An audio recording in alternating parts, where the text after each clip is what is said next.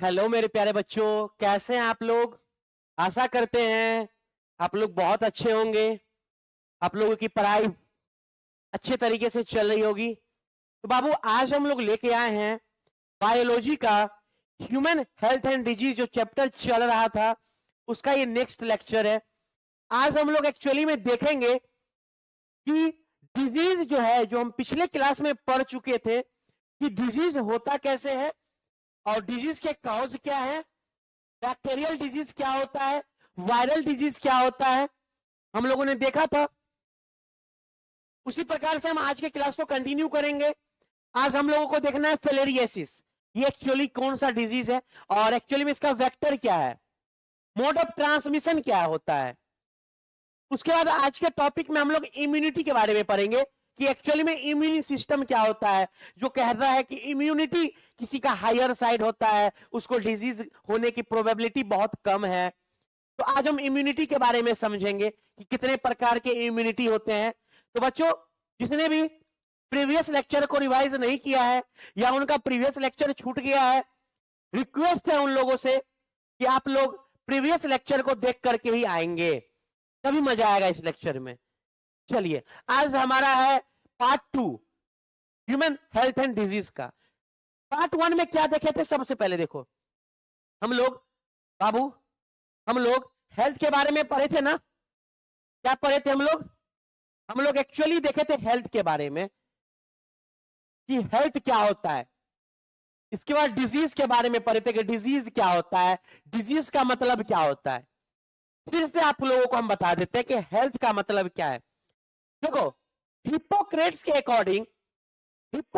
According health का मतलब, अगर मान लो किसी इंसान में ब्लैक वाइल का काउंट है, किसी इंसान में, हिप्पोक्रेट्स ने क्या बोला हेल्थ के बारे में कि अगर किसी इंसान में ब्लैक वाइल है, इसके वजह से उसका टेम्परेचर बढ़ेगा, और टेम्परेचर बढ़ेगा, जिस भी इंसान में ब्लैक वाइल देखा गया उससे टेम्परेचर हायर साइड होगा, और इसके होने से बिलोंग्स करेगा हॉट पर्सनैलिटी से, belongs to hot personality, belongs to hot personality, ऐसा कथन था हिप्पोक्रेट्स का। क्लियर है जी सर, क्लियर है। अब उसके बाद हम आपको बताए थे एक और साइंटिस्ट के बारे में, क्या होता है, विलियम हार्वे। कौन था, विलियम हार्वे। ये क्या है, इन्होंने डिस्कवरी किया ब्लड सर्कुलेशन का। विलियम हार्वे साहब ने क्या किया, डिस्कवरी किया। क्या चीज क्या किया रे बाबू, ब्लड सर्कुलेशन का डिस्कवरी किया। और उस टाइम के बाद पता चला एक्चुअली में वो जो हिप्पोक्रेट्स का कथन था कि जिसमें ब्लैक वाइल होगा उसका टेम्परेचर ज्यादा होगा और हॉट पर्सनैलिटी से बिलोंग करेगा, ऐसा कि उसको फीवर होगा, लेकिन इनको डिसप्रूव्ड कर दिया। इसी का नाम था गुड ह्यूमर हाइपोथेसिस। देने वाला कौन है, हिप्पोक्रेट्स। जब आप लोग मेडिकल कॉलेज में पहुंचोगे तो फर्स्ट ईयर पहला दिन का क्लास आपको हिप्पोक्रेटिक ऑथ लिया जाएगा। आप लोग जब नीट को क्वालिफाई करोगे, जब एक गवर्नमेंट कॉलेज को जब आपको अलाउड होगा, तब जब आप क्लास पहले दिन जाओगे, फिर आपको वहां पे हिप्पोक्रेटिक ऑथ के बारे में आपको समझाया जाएगा, आपको लिया जाएगा। तो ये जो हमारा ब्लैक वाइल अगर किसी इंसान में होगा, टेम्परेचर बढ़ेगा, उससे उसको फीवर होगा और वो बिलोंग करेगा हॉट पर्सनैलिटी से, ये कथन को डिसप्रूव्ड किया, disproved the hypothesis, the hypothesis, disproved the hypothesis. कौन सा हाइपोथेसिस था रे बउआ, डिसप्रूव्ड द हाइपोथेसिस। ये कौन सा हाइपोथेसिस था, good humour hypothesis, good humour hypothesis. और डिसप्रूव्ड कौन किया रे बउआ, विलियम हार्वे। कौन किया, विलियम हार्वे। और कैसे किया, जब इन्होंने ब्लड सर्कुलेशन के बारे में बतलाया तो बोला ऐसा कुछ नहीं है। इन्होंने कैसे देखा, किसी इंसान में देखा।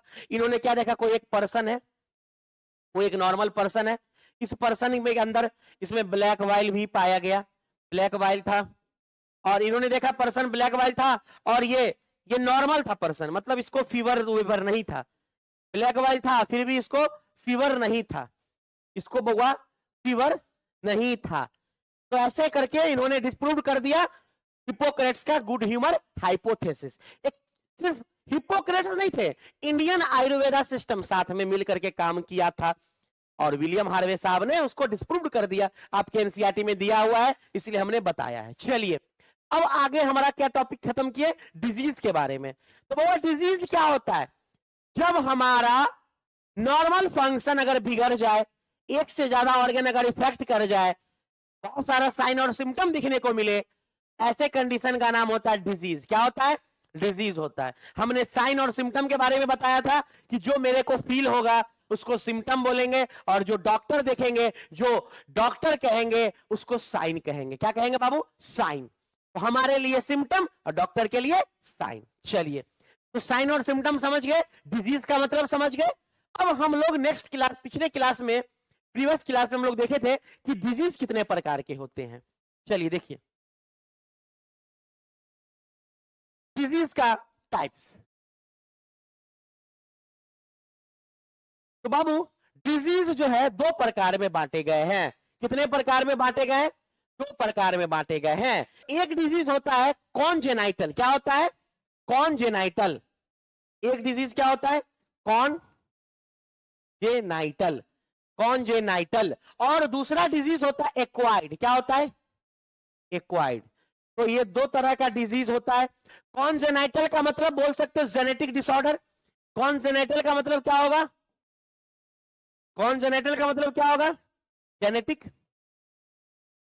डिसऑर्डर होगा। और एक्वायर्ड, जो जिंदगी में तुम एक्वायर करते हो, जो लाइफ टाइम में तुम जो डिजीज एक्वायर करते हो उसको बोलते हैं एक्वायर्ड। इस एक्वायर्ड डिजीज को भी दो प्रकार में बांटे हम लोग। एक होता है कम्युनिकेबल, एक होता है नॉन कम्युनिकेबल। जो बच्चे नहीं देखे लेक्चर देखेंगे, कम्युनिकेबल डिजीज। इस कम्युनिकेबल का भी नाम होता है इन्फेक्शियस। क्या होता है, इन्फेक्शियस। और नॉन कम्युनिकेबल मतलब नॉन इन्फेक्शियस। क्लियर है, याद रखोगे, क्लियर है जी सर, क्लियर है। अब इन्फेक्शियस डिजीज जैसे कि बैक्टीरियल, जैसे कि वायरल डिजीज, जैसे कि प्रोटोजोअन डिजीज, जैसे कि हेलमेंथिस डिजीज, ये सब हमारा है कम्युनिकेबल डिजीज। और नॉन कम्युनिकेबल मतलब नॉन इन्फेक्शियस, जैसे हमारा कैंसर नॉन इन्फेक्शियस डिजीज है। मेरे को हो गया, हम दूसरे को नहीं पटा सकते हैं। क्लियर ना। जैसे एलर्जी नॉन कम्युनिकेबल डिजीज, तो लिख सकते हो नॉन कम्युनिकेबल डिजीज के एग्जांपल में कैंसर, जैसे कि एलर्जी तुम्हारे एनसीईआरटी में 2 दिया हुआ है।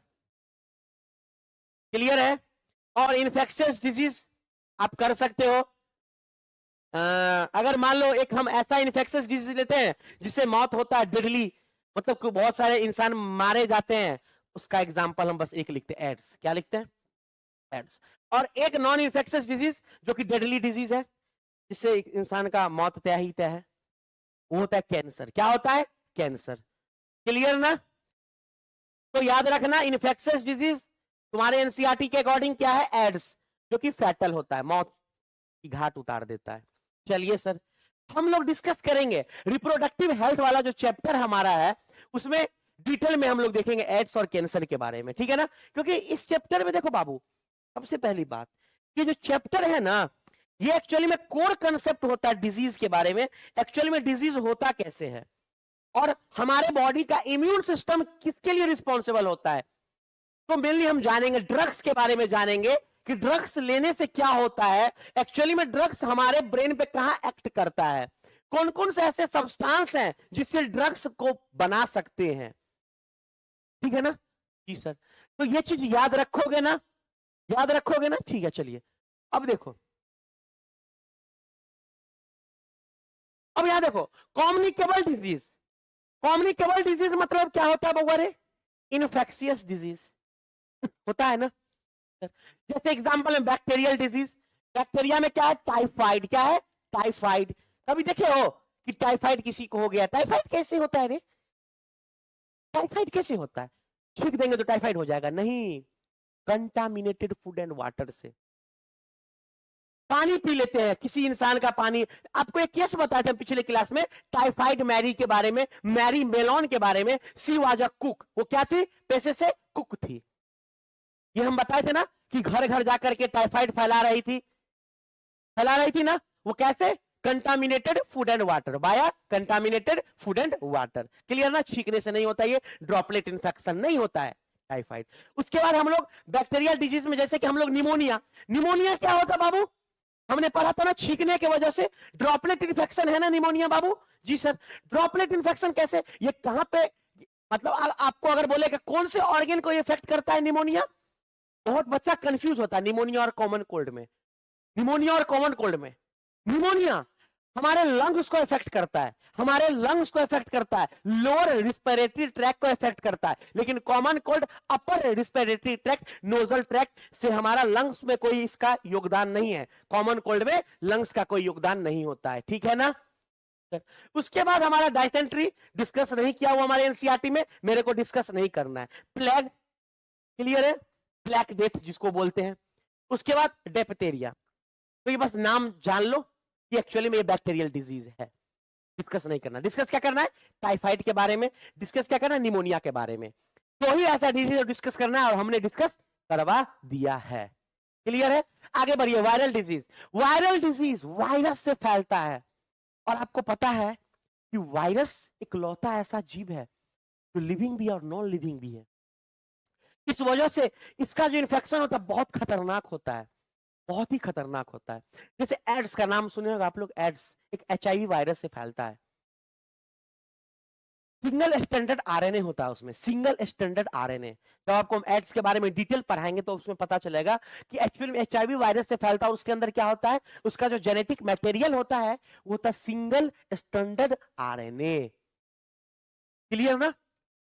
चलिए अब देखिए, कॉमन कोल्ड के बारे में हम लोग जानकारी ले लिए थे, एड्स के बारे में जानकारी नहीं लिए हैं। हमको कहां देखना है, रिप्रोडक्टिव हेल्थ वाले चैप्टर में। डेंगू नाम बस याद रखिए, chikungunya, chicken pox, small pox. Chicken pox और स्मॉल पॉक्स आप लोग सुने होंगे, बड़ी माता और छोटी माता केस में आ जाता है। तो एक्चुअली में अब इसके बारे में भी डिस्कस मेरे को नहीं एनसीईआरटी कह रहा है, क्योंकि अब वैसा कुछ है नहीं इसमें जान के। आगे देखिए, प्रोटोजोअन डिजीज, एमेबियासिस और मलेरिया।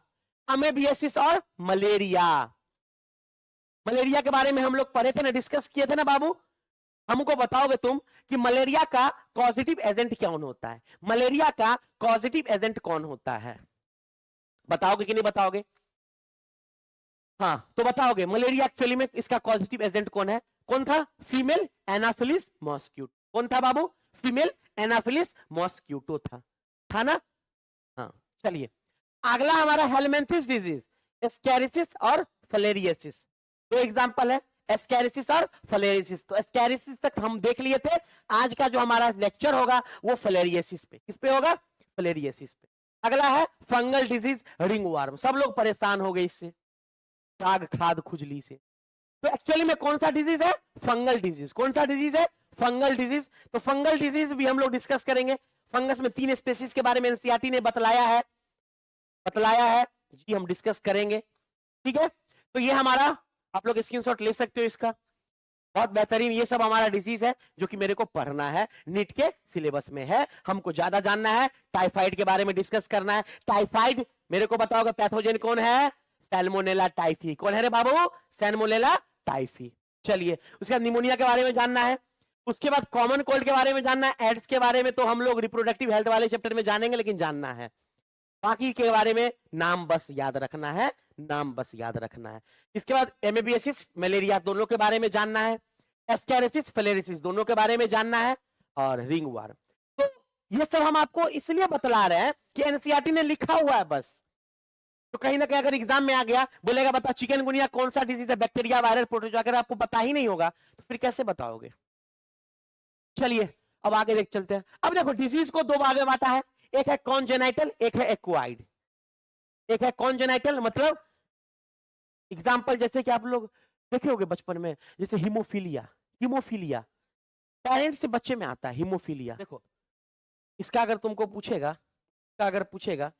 कि कि कॉन्जेनिटल का मतलब क्या होता है, जेनेटिक। क्या होता है, जेनेटिक, मतलब पेरेंट से ऑफ स्प्रिंग में आएगा। क्लियर है सर, क्लियर है। इसमें तुम लिखोगे हीमोफीलिया,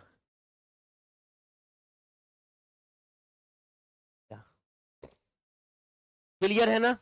हाँ, अब बहुत सारे पेशेंट को देखते हो, किसी किसी को मान लो डायबिटीज हो गया, किसी किसी को बहुत सारा ऐसा बीमारी है जो उसके पिताजी को था या उसके माताजी को था, तो वो सब एक्चुअली में कॉन्जेनाइटल में आएगा। किस में आएगा, कॉन्जेनाइटल में आएगा, क्योंकि वो जीवित काल में एक्वायर्ड नहीं किया है, पहले से उनका एक जनरेशन से ही आता चला आया है। ठीक है, इसको बोलते हैं कॉन्जेनाइटल। और एक्वायर्ड मतलब जो हम लोग धरती पे आए हैं तो बहुत सारे कीटाणुओं से लड़ना पड़ेगा। उसी केस में किसी को एड्स हो जाएगा, किसी को कैंसर हो जाएगा। क्लियर है। चलिए आगे बढ़िए। अब आगे आते हैं classification of disease on the basis of MOT. Disease के क्लासिफिकेशन हम लोग करेंगे on the basis of MOT. MOT मतलब mode of transmission, mode of transmission. तो डिजीज को हम लोग क्लासिफाई करेंगे on the basis of MOT. चलिए देखिए, एयर ड्रॉपलेट या ऑब्जेक्ट, किसी वस्तु को छूने से या एयर ड्रॉपलेट से कौन सा इन्फेक्शन होगा बैक्टीरिया में, बताओगे, बताओ। निमोनिया। क्या होगा, निमोनिया। कौन सा होगा रे बउआ, निमोनिया।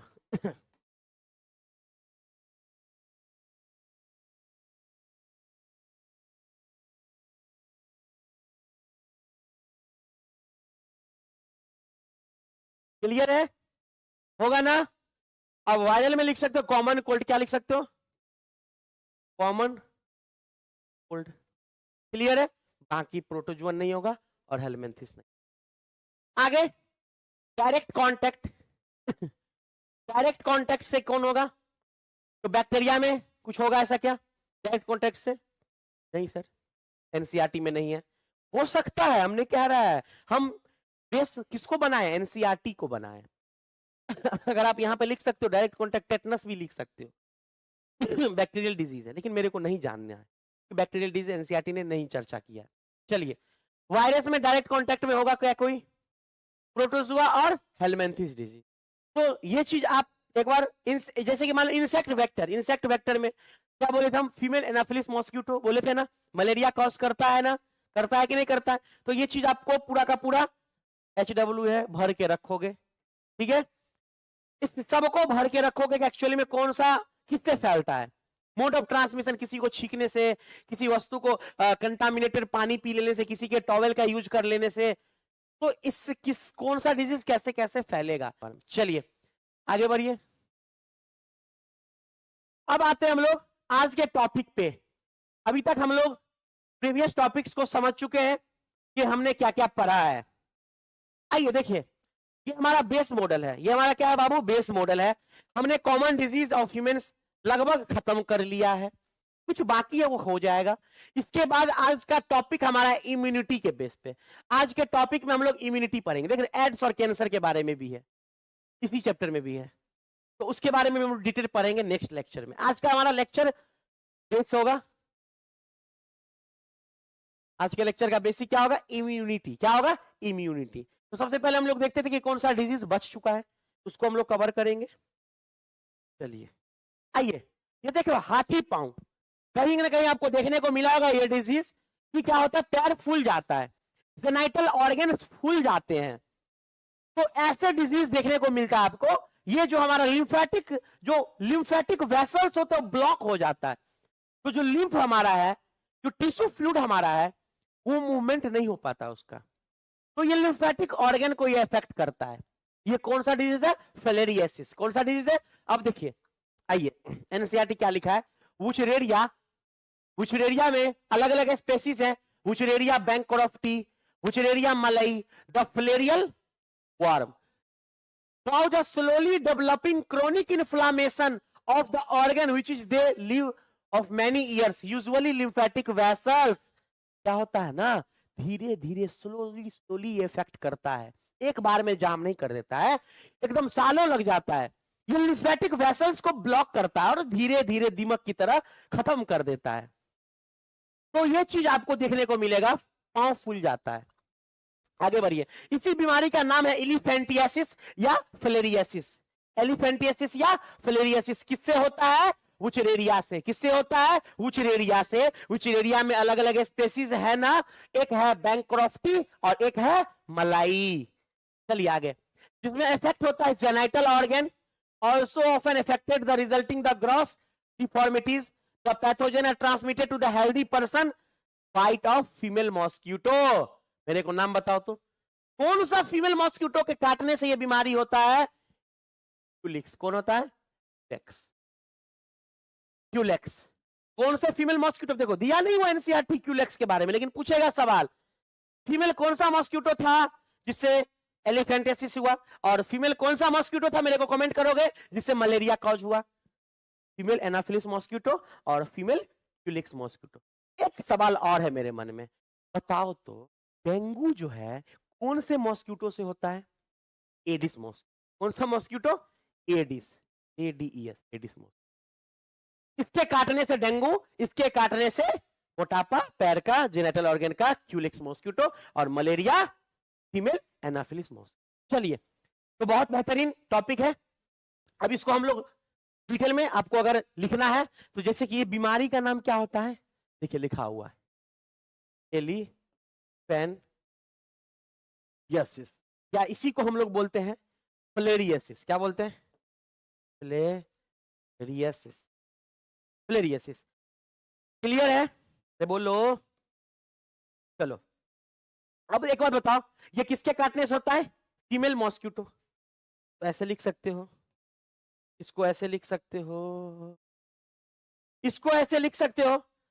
कौन से mosquito? Culex female mosquito. Clear है? कहां पे इफेक्ट होता है?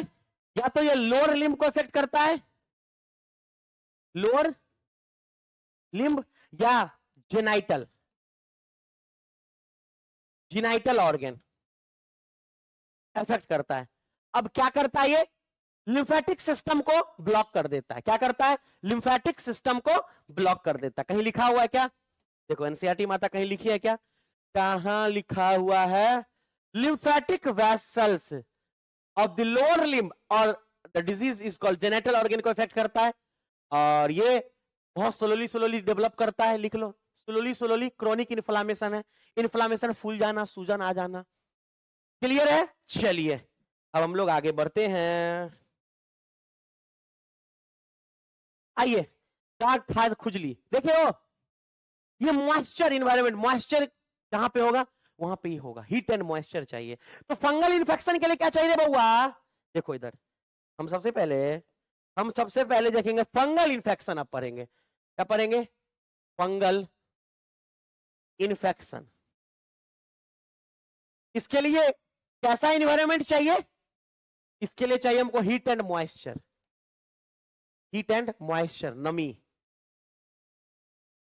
ऐसे जगह पे होगा फंगल इन्फेक्शन, हीट और मॉइस्चर वाले जैसे इलाके पे, जैसे हमारे ये ऑर्गन पे, यहां पे हो सकता है, लोअर लिम्ब में हो सकता है, जहां पे हीट और मॉइस्चर दोनों मिलता हो।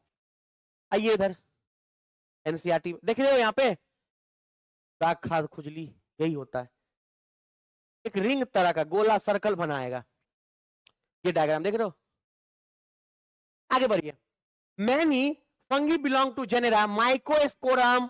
याद रखना, फंगी के अलग अलग जनरेशन, जीनस का नाम है माइकोस्पोरम, ट्राइकोफाइटम, इपिडर्मोफाइटम। ये अलग अलग फंगल डिजीज का जनरेस है जो कि रिंग वर्म कॉज करता है। क्लियर है?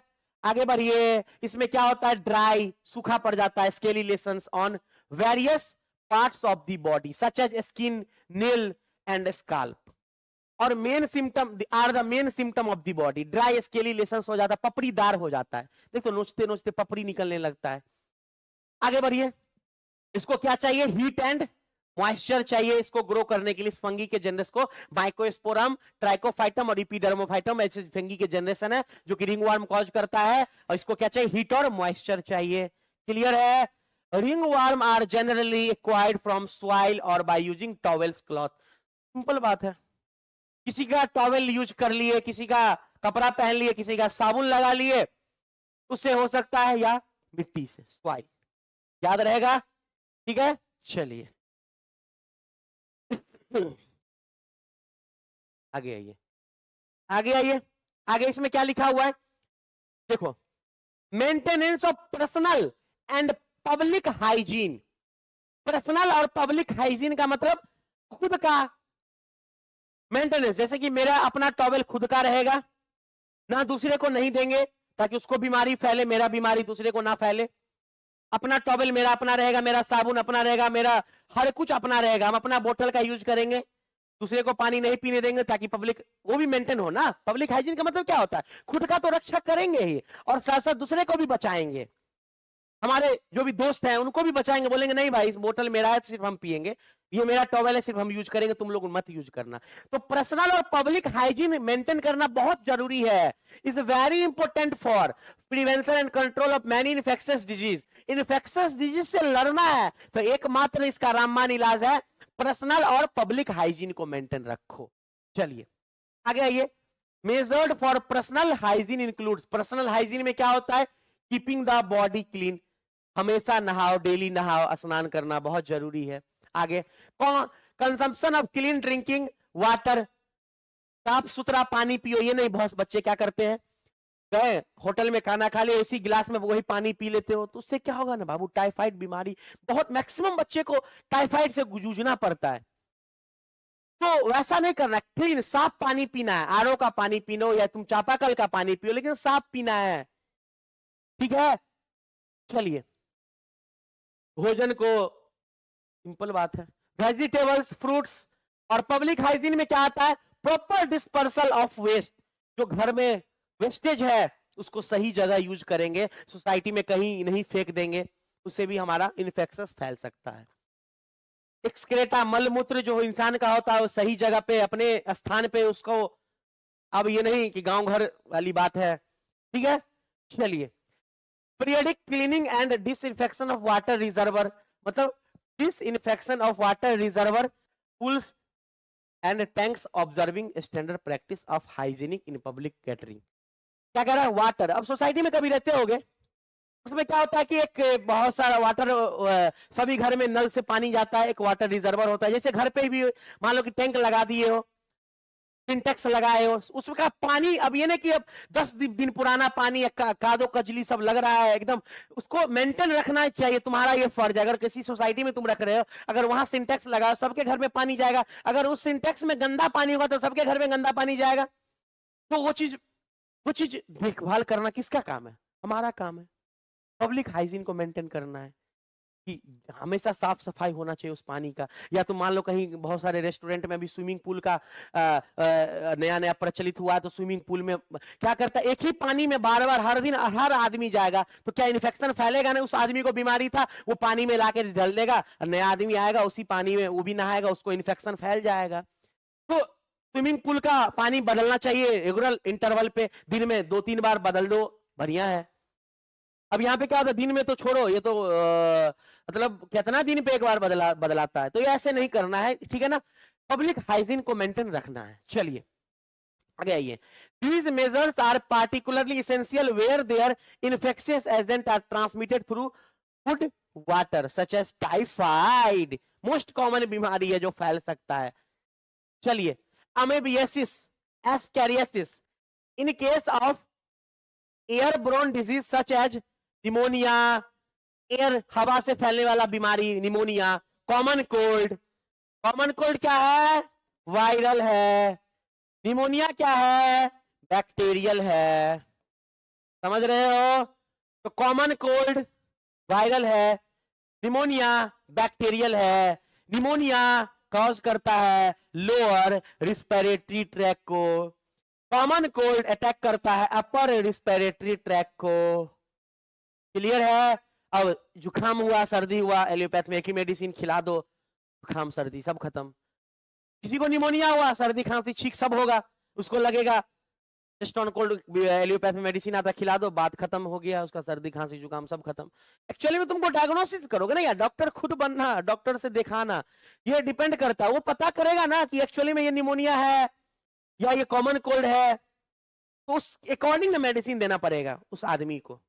ठीक है, चलिए अभी ठंड का समय है, बहुत आदमी को कॉमन कोल्ड से जूझ रहा होगा कि ये आम आम बात है कि कॉमन कोल्ड होना। ठीक है, चलिए आगे बढ़िए। आगे क्या है, contact with the infected person. इसका मतलब क्या है, मान लो मेरे को टाइफाइड है या मेरे को निमोनिया है, हम इन्फेक्टेड हो गए ना, तो फैला सकते हैं हम दूसरे को कि नहीं फैला सकते? छींक देंगे, निमोनिया हो जाएगा, हवा से फैलता है। किसी वस्तु पे छींक देंगे, उस वस्तु को टच करेगा, फैल जाएगा, हाथ मुंह में लेता रहेगा, फैल जाएगा। टाइफाइड है, अगर मेरे को टाइफाइड है, मेरा पानी अगर हम किसी और को पिला देंगे तो उसको टाइफाइड हो जाएगा। साथ में भोजन कर रहा है, उसको टाइफाइड हो जाएगा। तो बहुत एकदम आपको देखना पड़ेगा कि एक्चुअली में अगर हम इन्फेक्टेड हैं, हमको डॉक्टर से दिखवाना है चाहिए, और अगर हम इन्फेक्टेड हैं तो खुद भी बचे और पब्लिक को भी बचाए। मेरा ये कंट्रोल होना चाहिए। चलिए आगे आइए। क्या लिखा, for disease such as malaria, filariasis that are transmitted through insect vector. अब आपको लिख दिया यहां पे मलेरिया, बताओ इंसेक्ट वेक्टर कौन है? Female Anopheles mosquito. कौन है रे बउआ? फीमेल एना मॉस्क्यूटो। और फिलेरियासिस कौन है रे? Female flex mosquito. क्लियर है? हम बार बार इसलिए लिख रहे हैं ताकि आपके माइंड पे जाता रहे, बार बार उस वर्ड को दोहराते रहे। चलिए आगे। The important measures is to control और इलिमिनेट द वेक्टर। वेक्टर, अब देखो मान लो कहीं पे पानी जमा हुआ है, तुम्हारे घर के आसपास कहीं पे बहुत सारा पानी बहुत दिन से जमा हुआ, उससे क्या होगा ना, वेक्टर फैलेगा, इंसेक्ट वहां पे, मच्छर फैलेगा, तो क्या होगा ना, आपको वो बीमारी आपको हो सकता है। क्लियर है? तो क्या कह रहा है, and their breeding phase place, और वहीं पे वो पनपता, अपने जनसंख्या को बढ़ाता है वैसे जगह पे। तो इसलिए क्लीन करके रखोगे हर जगह, क्या करोगे, क्लीन करके साफ सुथरा रखोगे। This can be achieved by avoiding stagnant of water. वही चीज हम बोले हैं, वाटर जल जमाव जहां पे हो जाए, उस जल जमाव को समाप्त करोगे, ताकि तुम्हारे घर में वो मॉस्क्यूटो ना आ जाए। अगर काट लिया, मलेरिया कॉज करेगा, डेंगू कॉज करेगा। ठीक है, आगे बढ़िए। Around the residential area, regular cleaning of the house hold coolers. Coolers में जो पानी होता है वो भी गर्मी के समय में, एक्चुअली वो तो चलो खैर पानी देना पड़ता है, गर्मी में बहुत गर्मी लगता है तो कूलर का पानी बार बार सस्ता रहता है, तो उसको हमेशा से उसको चेंज करते रहोगे वाटर को। मॉस्क्यूटो का जाल नेट पहने, मतलब मच्छरदानी, मॉस्क्यूटो नेट मतलब मच्छरदानी, तो यूज ऑफ मॉस्क्यूटो नेट, मच्छरदानी का यूज करोगे। ठीक है, क्लियर है? Introducing like fish like gambusia in the pond that feed mosquito larva. अब देखो, अगर तुमसे कहेगा, अगर मान लो कि मच्छर नहीं पनपे या कोई बीमारी जैसे फीमेल एनाफिलिस मॉस्क्यूटो नहीं किसी को काट ले, तो क्या करना पड़ेगा? तो मेरे को एक मछली आता है गम्बूसिया। क्या आता है? मछली का नाम है क्या है? एक मछली का नाम क्या है? गम्बूसिया। इसको पानी में, जैसे मान लो ये तुम्हारा पाउंड है, ये तुम्हारा पाउंड है, क्या घर में घरेलू पानी, बहुत आदमी देख देते हो घर में मछली रखता है, तो ऐसा नहीं कि हर तरह का मछली रख लेंगे एक सुंदरता बढ़ाने के लिए, नहीं, इसका यूज देखो ना क्या है। जहां पे तुमको मॉस्क्यूटो लार्वा जहां पे पनपता है, जहां पे मॉस्क्यूटो पनपता है वो नहीं पनपेगा इस मछली को रखने से। पॉन्ड में क्या रखे या थोड़ा सा पानी में, कौन सा मछली है? गम्बूसिया। ठीक है, आपसे पूछ सकता है। आगे बढ़िए। स्प्रेइंग इंसेक्टिसाइड्स, स्प्रे करो मच्छर मारने के लिए, स्प्रे भी आता है इंसेक्टिसाइड्स, कोई भी इंसेक्ट आपको नहीं पनपेगा। तो ये सब क्या है, ये सब जरूरी है। अब यहाँ पे देखो एक चीज लिखा है, एडिस मॉस्क्यूटो लिखा है, एडिस मॉस्क्यूटो क्या कॉज करता है? Dengue and chikungunya. लिख दिया है एनसीईआरटी, देख रहे हो, बहुत चालाक है। एडिस मॉस्क्यूटो कॉज क्या करता है? Dengue, chikungunya many parts of the India, India में बहुत सारे कंट्रीज हैं, बहुत सारे तो many parts of the India मतलब इंडिया में बहुत सारे स्टेट्स हैं और अलग अलग बीमारी अलग अलग स्टेट्स में फैले होते हैं। तो वहां पे क्या होगा, ये सर जैसे कि डेंगू और चिकनगुनिया सुने होगा आप, दिल्ली का ना उस टाइम पे सुने होगा, दिल्ली में बहुत आदमी को डेंगू से ग्रसित है, डेंगू का बीमारी फैला हुआ है।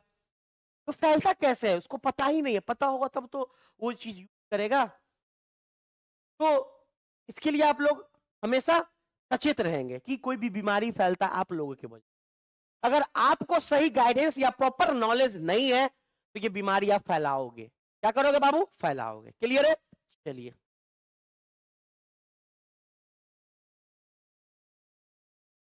आगे आइए। अब क्या है,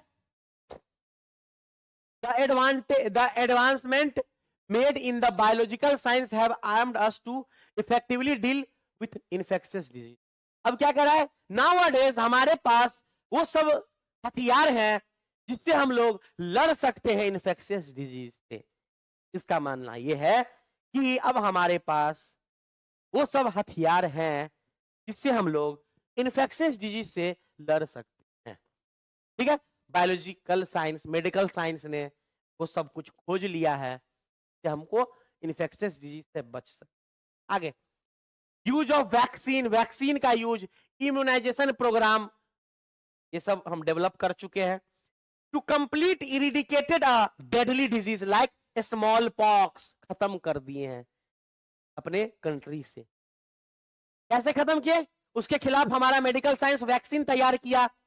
और ये स्मॉल पॉक्स एक डेडली डिजीज, देखो क्या लिखा है, डेडली डिजीज, घातक मौत हो सकता है इससे, वो आज खत्म है, वो आज इरिडिकेट है, खत्म हो चुका। चलिए आगे, a large number of infectious disease like polio, diphtheria, pneumonia, tetanus. देखो अब मेरे को बताओगे एक्चुअली में वायरल है या बैक्टीरियल है, कौन वायरल है कौन बैक्टीरियल है, कमेंट करोगे। क्या करोगे, कमेंट करोगे कौन सा वायरल है और कौन सा बैक्टीरियल है, बहुत जरूरी है।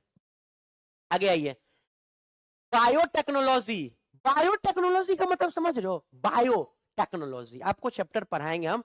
बायोटेक्नोलॉजी क्या है, इसका प्रिंसिपल और प्रोसेस और इसका एप्लीकेशन, दो चैप्टर है हमारे 12th एनसीईआरटी में। बायोलॉजिकल साइंस, बायोलॉजिकल प्रोडक्ट से टेक्नोलॉजी का यूज करेंगे उससे, और उससे हम लोग तैयार करते हैं नए नए वैक्सीन को तैयार करते हैं, डीएनए वैक्सीन तैयार करते हैं, डीएनए फिंगर प्रिंटिंग हम लोग यूज करते हैं। तो ये सब काम कैसे हुआ, बायोटेक्नोलॉजी की मदद से। चलिए, व्हिच टेल्स इन चैप्टर 12 कह दिया, ठीक है। चलिए इतना बात इन्होंने कह दिया। आगे आइए, डिस्कवरी ऑफ एंटीबायोटिक, एंटीबायोटिक का डिस्कवरी एक रिवॉल्यूशन ला दिया हमारे कंट्री में। एक ऐसा डिस्कवरी एंटीबायोटिक्स का हुआ जिससे अब मेरे को चैनियत हो गया कि यार अब हम इस बीमारी से, जिस बीमारी से आदमी, छोटा डिजीज से आदमी का मौत होता था, आज उसी से आज आदमी बच पा रहा है, उसी इन्फेक्शियस डिजीज से आज आदमी बच पा रहा है बिकॉज ऑफ एंटीबायोटिक। और मेरे को बताओगे पहला एंटीबायोटिक किसने लाया, बताओगे ना, पहला एंटीबायोटिक का नाम क्या था, सुन लो। पहला एंटीबायोटिक लाने वाला साइंटिस्ट अलेक्जेंडर फ्लेमिंग, कौन था, अलेक्जेंडर फ्लेमिंग। उन्होंने कौन सा एंटीबायोटिक लाया था, पेनिसिलिन। कौन सा एंटीबायोटिक था, पेनिसिलिन, ठीक है ना, याद रखोगे ना, याद रखोगे ना, जो कि अमेरिकन सोल्जर को सेकेंड वर्ल्ड वॉर के दौरान प्रोवाइड कराया गया था। मान लो किसी का हाथ कट गया, उस दौरान उनको इन्फेक्शन फैलता था, तो उसके कारण उन्होंने पूरा पूरा का पूरा हाथ ही को काट डालता था। क्यों, क्योंकि उनके पास कोई ऐसा रेमेडी नहीं था, उनके पास कोई ऐसा मेडिसिन नहीं था जिससे उनको पहले वर्ल्ड वॉर के दौरान बहुत सारा नुकसान झेलना पड़ा। लेकिन अलेक्जेंडर फ्लेमिंग साहब ने एक वर्ल्ड में सबसे पहला एंटीबायोटिक डिस्कवरी किया, पेनिसिलिन का, और वो चीज आज हम लोग जानकारी लेंगे। देखो, discovery of antibiotic, various drugs has also enabled to effectively treat infectious disease.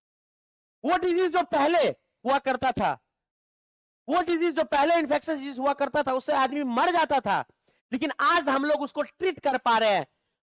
Medical science आज इतना ऊपर तक चला गया कि वो आपका पूरा का पूरा हिस्ट्री, बायोडाटा आपको जीन के लेवल पे आपका दिमाग सही कर सकता है, इतना डेवलप कर चुका है, इतना हमारा मेडिकल साइंस डेवलप कर चुका है, बायोटेक्नोलॉजी का यूज हो चुका है कि वो सब बीमारी जीन के लेवल पे ठीक कर सकता है।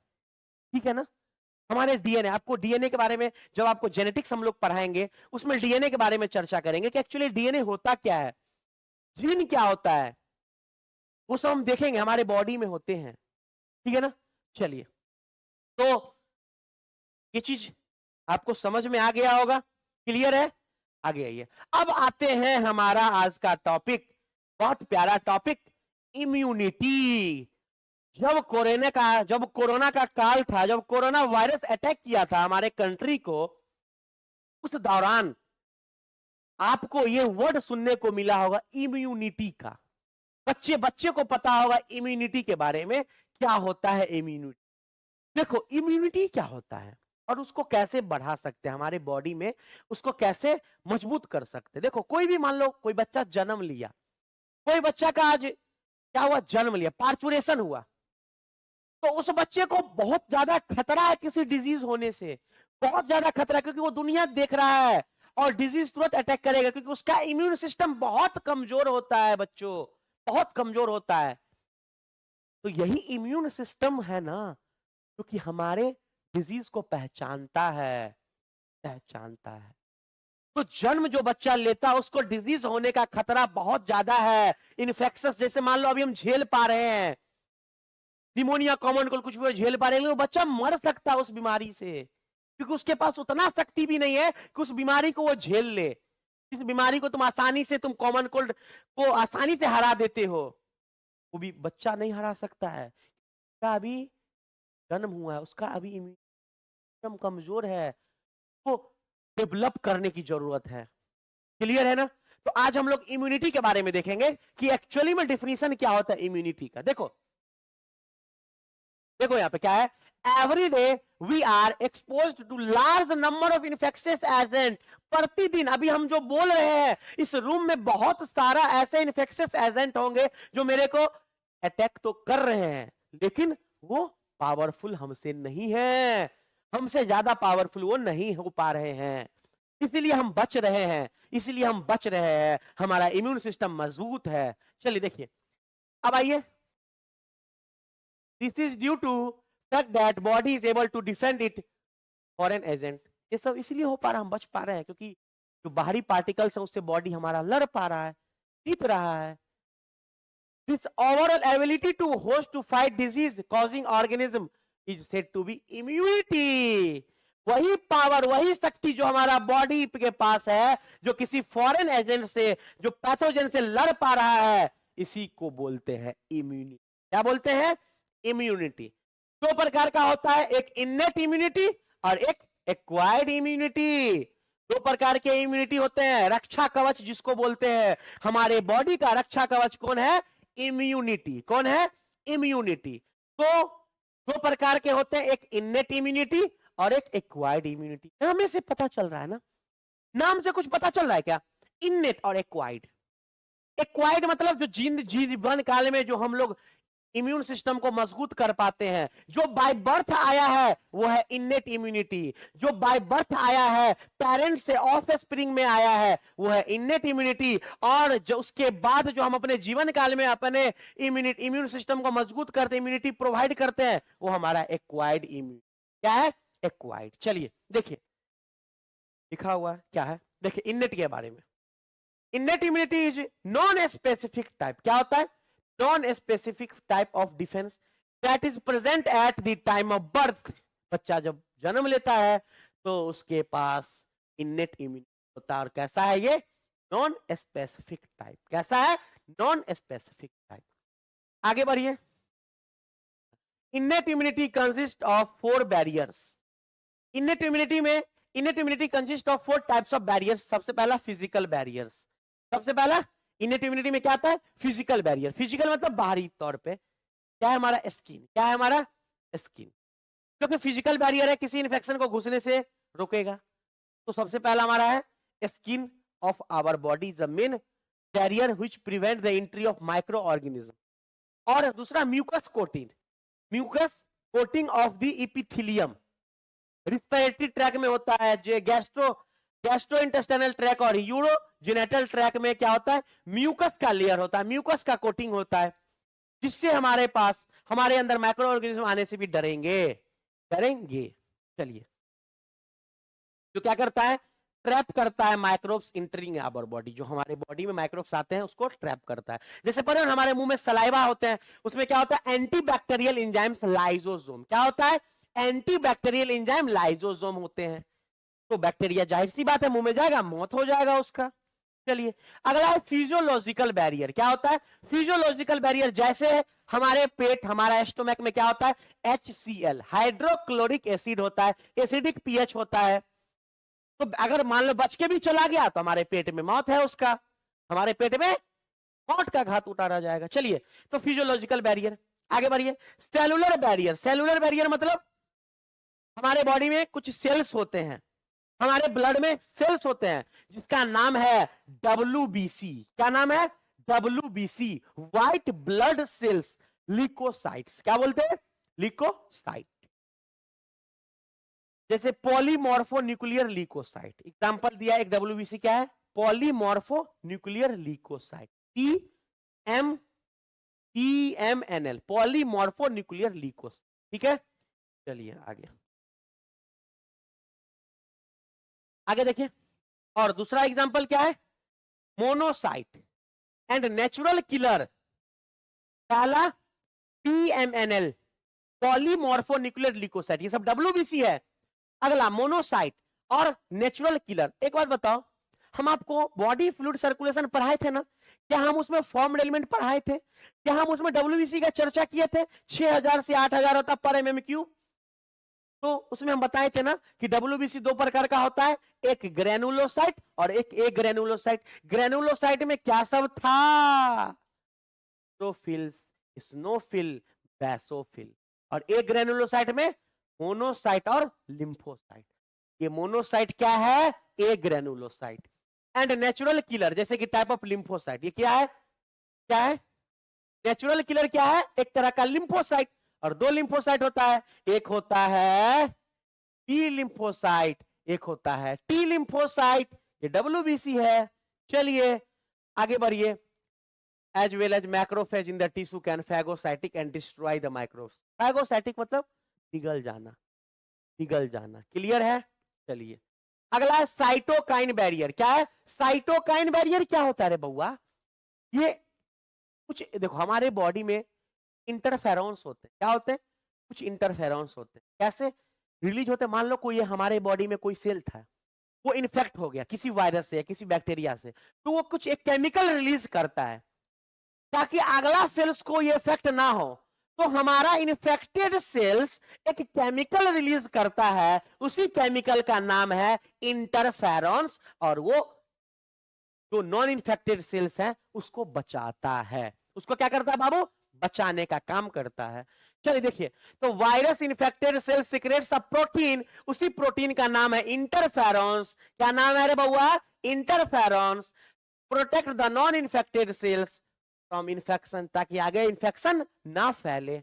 चलिए हम लोग बहुत बेहतरीन तरीके से इम्यूनिटी को समझ गए।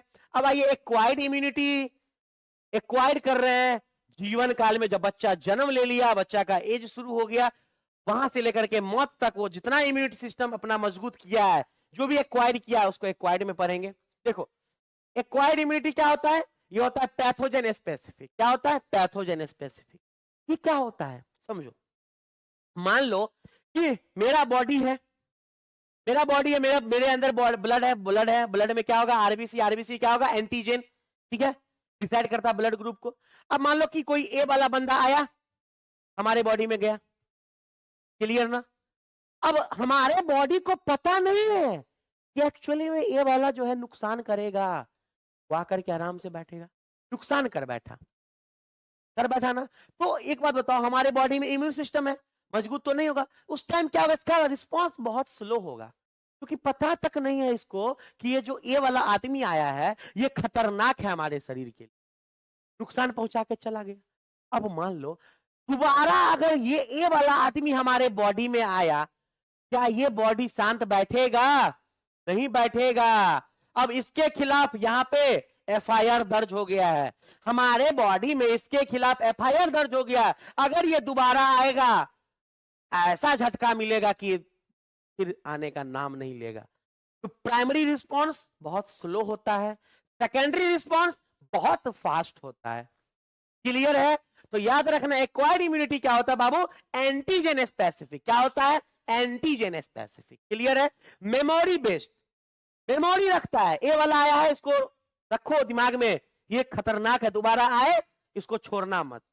चलिए आगे बढ़िए। तो दो तरह का रिस्पॉन्स होता है। फर्स्ट टाइम जो होता है वो प्राइमरी रिस्पॉन्स होता है, जो कि बहुत लो इंटेंसिटी का होता है, बहुत स्लो होता है। आगे बढ़िए। सब्सिक्वेंट, अगर अगली बार अगर वो इनकाउंटर फिर से वो पैथोजन आएगा तो उसको सेकेंडरी या एनामेस्टिक रिस्पॉन्स बोलते हैं, जो कि हाई इंटेंसिटी का होगा। तो सेकेंडरी वाला जो होगा वो होगा रे बउआ हाई इंटेंसिटी का। सेकेंडरी वाला रिस्पॉन्स या एनामेस्टिक रिस्पॉन्स, एनामेस्टिक रिस्पॉन्स हाई इंटेंसिटी का होगा। और लो इंटेंसिटी का क्या है? Primary response. ये हमारा स्ट्रक्चर है एंटीबॉडी का।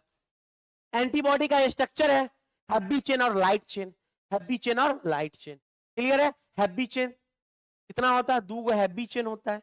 और लाइट चेन कितना होता है? 2 लाइट चेन होता है। तो आपसे पूछेगा एंटीबॉडी का स्ट्रक्चर, तुम्हारे एनसीईआरटी में दिया हुआ है, 2 लाइट चेन और 2 हैवी चेन। क्लियर है? चलिए सर आगे बढ़ते हैं। तो बच्चों आज के लिए इतना ही, और फिर नेक्स्ट टॉपिक हम लोग अगले लेक्चर में कवर करेंगे। बहुत समय हो गया, तो आप लोग का काम यही है कि एनसीईआरटी को रिवाइज करते रहिएगा। जो भी टॉपिक हम पढ़ाए हैं एनसीईआरटी में जाकर के चेक कीजिएगा। एनसीईआरटी के वर्ड टू वर्ड आपको आना चाहिए, ठीक है ना बच्चों? इसके बाद हमारा जो भी कुछ टॉपिक बच गया, इम्यूनाइजेशन का है, एलर्जी है, और ड्रग्स अल्कोहल के बारे में हम लोग को जानना है, तो हम नेक्स्ट लेक्चर में कवर करेंगे। आज के लिए इतना ही, ठीक है? बाय।